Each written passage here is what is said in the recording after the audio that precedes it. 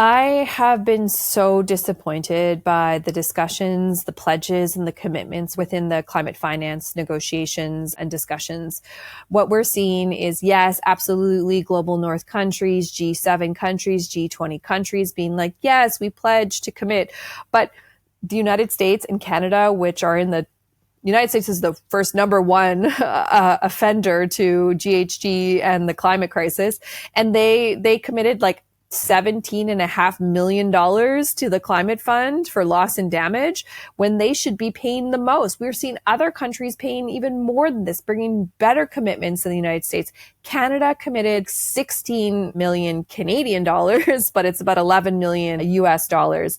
And this is so shameful that our countries are doing this. But what's really dangerous within the conversations on loss and damage is this is just about states paying other states. And this is a dangerous situation for frontline communities and Indigenous peoples where there are no guarantees that these funds are going to go to our communities who are the ones that are experiencing the loss and damages.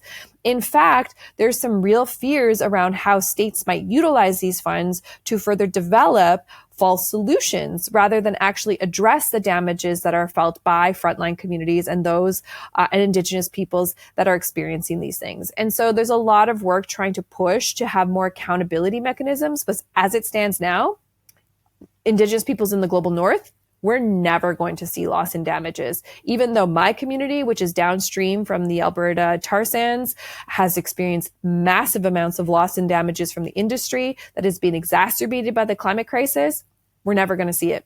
The communities in the Northwest Territories that have experienced out of control forest fires, never going to see those funds because Canada is going to give their small little tiny commitments to someone else, to another state that's probably never going to give it to their Indigenous communities either.